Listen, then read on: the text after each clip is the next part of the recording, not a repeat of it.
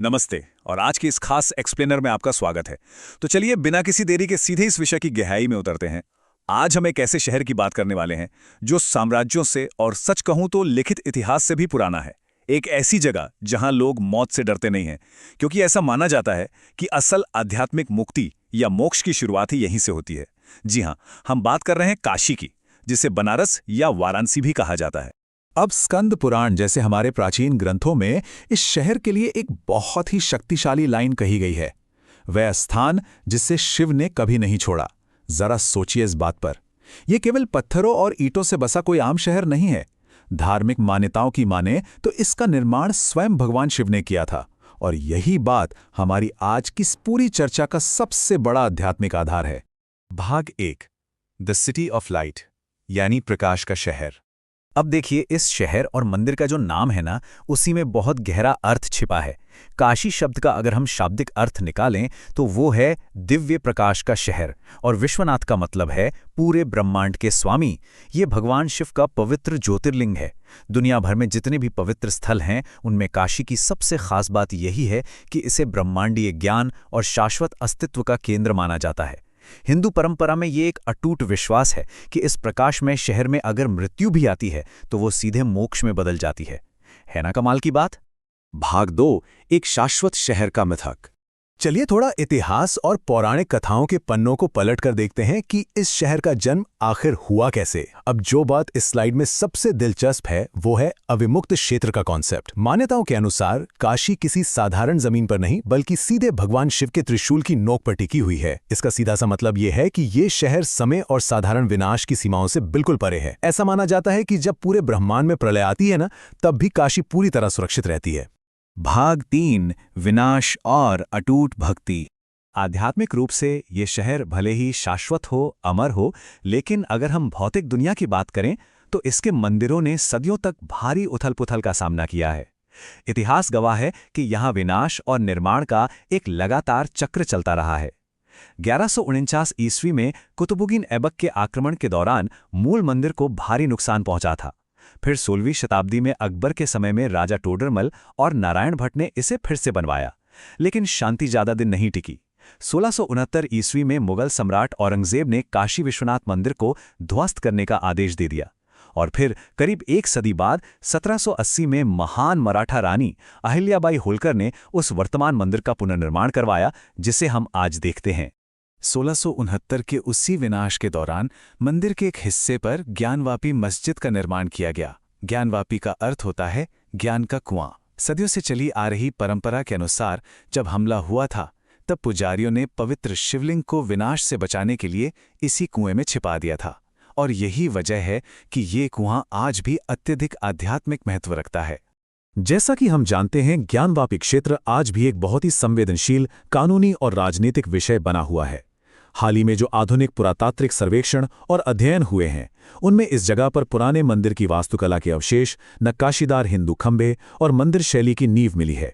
ये फाइंडिंग्स मस्जिद के ढांचे से पहले वहां एक प्राचीन मंदिर होने के ऐतिहासिक दावों को दर्शाती हैं। तो इन सब बातों से सबसे महत्वपूर्ण निष्कर्ष क्या निकलता है?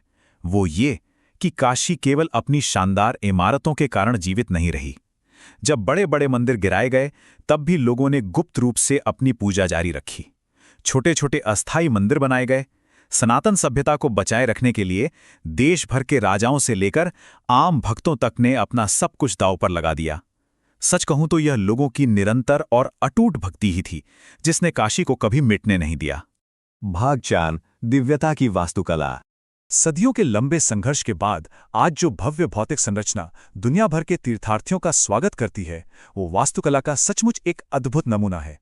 और इसमें जो चीज सबसे ज्यादा ध्यान खींचती है, वो है इसका शानदार स्वर्ण शिखर। सिख शासक महाराजा रंजीत सिंह ने इस शिखर के लिए सोना दान किया था। ये चमकता हुआ सोना केवल एक सजावट नहीं है, ये ईश्वरीय प्रकाश, ब्रह्मांडीय ऊर्जा और हमारी पूरी सभ्यता की एकता का एक बहुत ही शक्तिशाली प्रतीक है। चलिए अब थोड़ा आगे बढ़ते हैं और देखते हैं कि ये सब एक तीर्थयात्री की आध्यात्मिक यात्रा से कैसे जुड़ता है।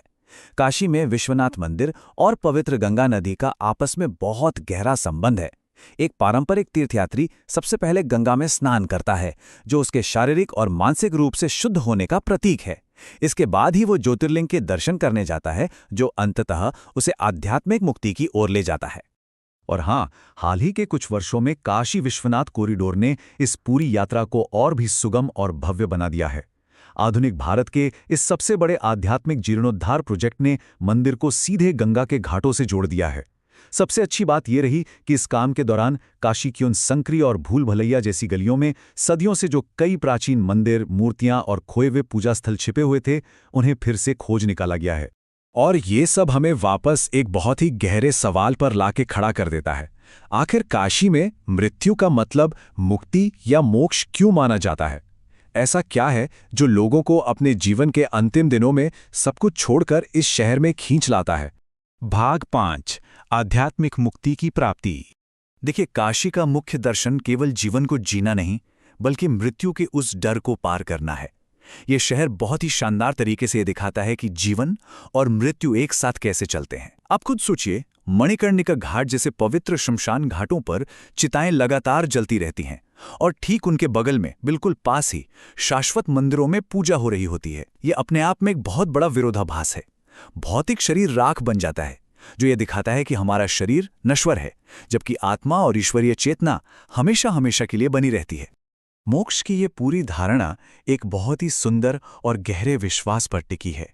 हिंदू परंपरा कहती है कि काशी में मरने वाले हर व्यक्ति के कान में स्वयं भगवान शिव तारक मंत्र फुसफुसाते हैं। ये वो महामंत्र है जो आत्मा को जन्म और मृत्यु के इस अंतहीन चक्र से हमेशा के लिए बाहर निकालता है और पूर्ण रूप से मुक्ति प्रदान करता है। काशी की हर एक गली में, हर एक घाट पर आपको लगातार एक ही ध्वनि गूंजती हुई सुनाई देगी, ओम नमः शिवाय। इसे केवल एक मंत्र मत समझिए, ये एक मार्गदर्शन है। ये इस भौतिक दुनिया के सभी मोह माया और भ्रमों को पार करके अपनी चेतना को जगाने का एक निरंतर प्रयास है। साम्राज्यों ने काशी पर कई हमले किए, राजाओं ने इसके मंदिर तोड़े, लेकिन मान्यता यही है कि शिव ने इस स्थान को कभी नहीं छोड़ा। तो जरा सोच कर देखिए, अगर काशी केवल पत्थरों से बना कोई आम शहर नहीं, बल्कि स्वयं चेतना का, कॉन्शियसनेस का एक शाश्वत शहर है, तो इस बात को गहराई से समझ लेने के बाद क्या मृत्यु और अंत को देखने का हमारा नजरिया हमेशा के लिए नहीं बदल जाता? एक ऐसा शहर जहां जीवन समाप्त तो होता है, लेकिन एक नई मुक्ति की शुरुआत भी होती है।